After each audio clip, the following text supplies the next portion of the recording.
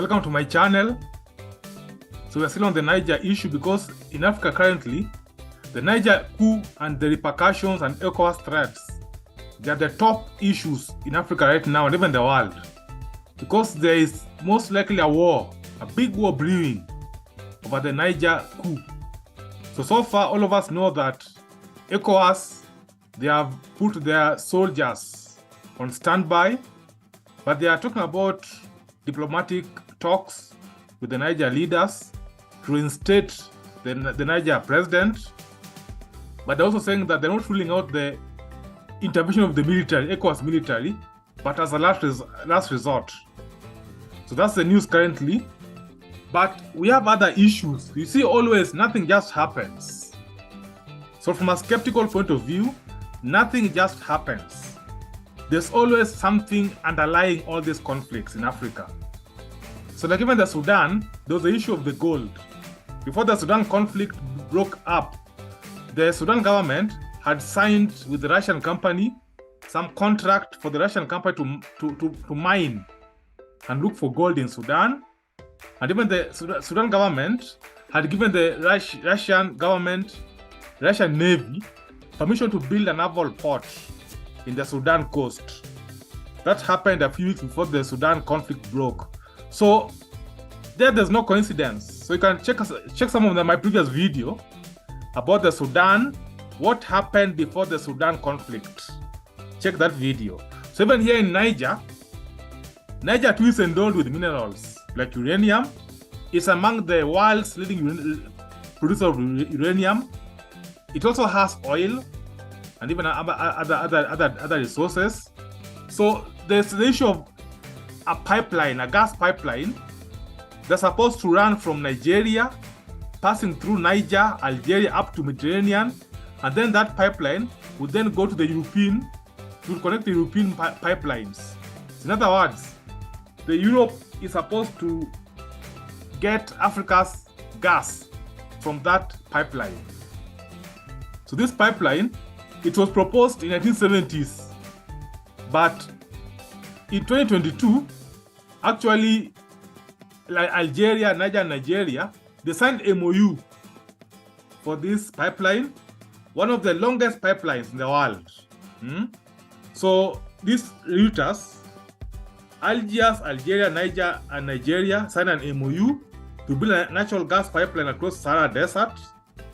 And the three countries signed the MOU in June 2022 to make this come to fruition. The pipeline is supposed to cost 13 billion and concern up to 30 billion cubic meters of gas per year to Europe. So Europe is actually behind this. So according to Algeria's TV, this pipeline is supposed to be a span of around 4,000 kilometers, very long. It will start in Wari in Nigeria and end in Hassi R'Mel, Algeria, where it will connect to existing pipelines that run to Europe. So it will connect Africa to Europe. It will supply 54 or a lot of 13 billion, how much? It will supply billions of metric tons of gas from Africa to Europe. So it will from Nigeria to Niger, Algeria, up to Mediterranean, which is Italy and Spain, and then Europe. It's a very big project. So obviously Europe and these African countries, they are partnering with it. So it's a very big project. But now, with the Niger coup, so you see this was 2022 where this MOU was signed. It was signed with the ousted Niger president and his government. That Niger government which was ousted was actually being backed by the West. So they are the ones who signed this MOU. But now with the coup, the new Niger junta, they are opposing this pipeline. They're saying that they can't allow this pipeline to pass through their soil. But to find that this pipeline, as you shall see the map where this pipeline passes through, it passes through Niger. If it can't pass through Niger, it will be very long and very expensive. So the Niger military coup leaders who have taken over the country, they are opposing this pipeline. They're saying it can't pass through their land. Therefore, they're jeopardizing this pipeline project. And to find that, this is a very big investment in infrastructure. And Europe, with the Russian war, you see now EU has boycotted Russian gas. So they're looking for other sources of gas. And therefore, this pipeline is a major potential lifeline for Europe.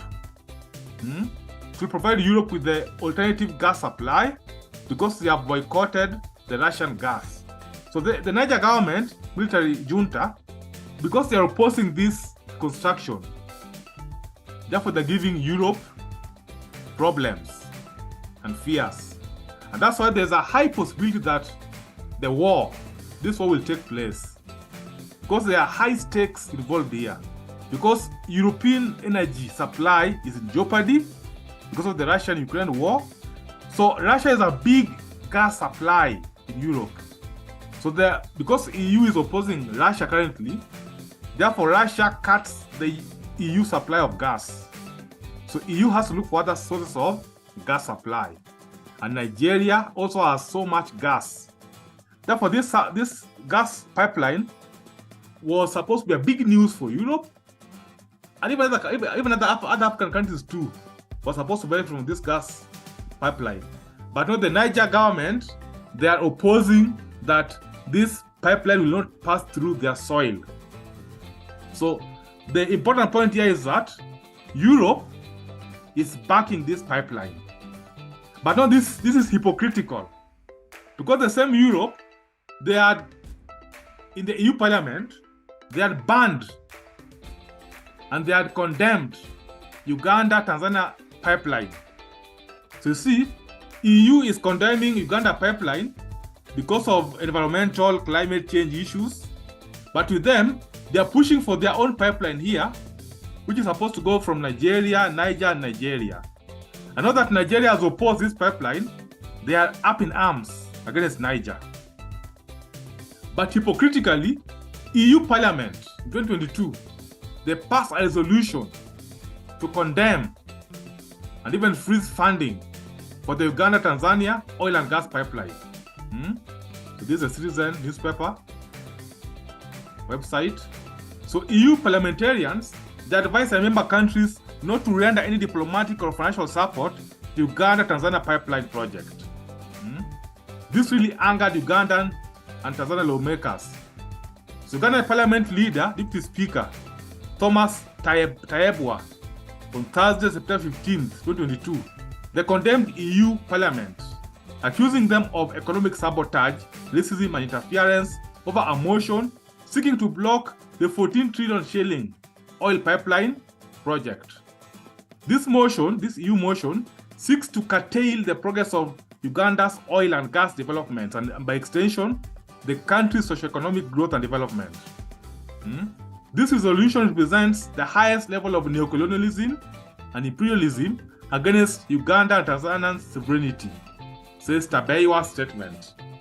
So EU, they passed a resolution. EU Parliament voted on a motion for resolution to stop the construction of East Africa Crude Oil Pipeline, EACOP, citing human rights violations and negative environmental effects on the project, both in Uganda and Tanzania. So these are hypocrisy. So they are pushing for a pipeline in Nigeria, Niger, and Algeria, but they are passing a resolution to stop another pipeline being built to benefit Uganda and Tanzania. So therefore, Uganda is accusing you of economic sabotage and neocolonialism. So this is very serious. So hypocrisy of the West is really baffling. So Uganda Deputy Speaker talked of economic racism by EU targeting developing countries. And they described the EU motion as a direct attack on not only the Uganda's parliament, but the whole country. So they called upon EU to withdraw that motion. But of course the EU passed it. So this Uganda-Tanzania pipeline is over 1,500 kilometer pipeline that will transport crude oil from Albertine Graben on the coast of Lake Albert up to Tanzania port, international market. So this pipeline will sell more than 6 billion barrels of the resource to move Uganda and even Tanzania to middle income status, provide jobs and other benefits. And more than 14 trillion is to be invested in that pipeline. So Mr. Tabai, so this one I have highlighted. So Mr. Tabai, the Uganda Deputy Speaker, said that the premise on climate change as advanced by EU legislators is being applied to Africa. Yet, member states of EU continue to explore and use fossil fuels, including plans for future drilling. So it's imprudent to say that Uganda's oil projects will increase climate change, yet it is a fact that EU bloc, with only 10% of the world's population, is responsible for 25% of global emissions. And Africa, with 20% of the world population, is responsible for only 3% of emissions. So the EU and other Western countries are historically responsible for climate change. Who then should slow down development of natural resources? Certainly not Africa or Uganda, but EU, said Mr. Taebwa. Close quotes. So we find that EU is calling on Uganda to stop this pipeline project, Uganda and Tanzania, but with them, EU, who are the leading climate polluters, with them they're pushing on their own pipeline from Nigeria through Niger to Algeria. And right now, when Niger is opposing this Trans-Saharan pipeline, EU is up in arms. And this thing will even may cause war. So look at this hypocrisy. Very serious. So they are opposing one pipeline in Uganda, which will not benefit them, which is for Uganda and Tanzania and other countries in the Middle East. But with them, they're pushing for their own pipeline in the same continent. All these are fossil fuel minerals, which both affect climate change. But they're opposing only the Ugandan one. This is why Uganda is saying this is economic sabotage, racism, neocolonialism, and in bad taste. So let's look more on this.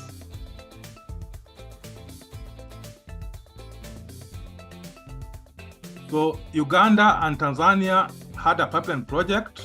It's still ongoing, on schedule. So initially it was Uganda, Kenya, and Tanzania, but somehow Kenya was removed because of corruption and political instability and even high expense of land. But EU Parliament condemned this project of Uganda-Tanzania oil and gas pipeline, claiming human rights violation and even environmental issues, climate change, which is a big issue nowadays. So EU condemned it, and of course Uganda and Tanzania they have really cried foul. That was 2022. But I think now Uganda and Tanzania have got other financiers of this project, and it is ongoing. At the same time, there's this Niger Algeria Nigeria pipeline, which is called Trans-Saharan pipeline, which is supported by EU, because this pipeline, it will transport gas from Wari in Nigeria, as you can see there, passing through Niger, and then to Algeria, and then Mediterranean, as you can see. And then from Mediterranean, it will connect to the European pipeline, and therefore supply gas from Africa, Nigeria, all the way to Europe. So EU has backed this pipeline project. So they condemned Uganda and Tanzania pipeline because of climate change. So because of climate change, nowadays, the people don't support fossil fuel mining. But how can they now support this Trans-Saharan pipeline, which is also fossil fuel? So it's kind of a hypocrisy for EU to oppose one pipeline project, which is fossil fuel for Uganda and Tanzania, but not they support and they back the one of Nigeria, Niger, and Algeria, which is also fossil fuel. Serious hypocrisy.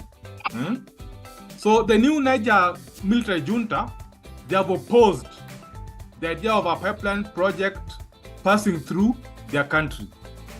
So let's recall that it was the ousted government that signed and approved that pipeline together with Algeria and Nigeria.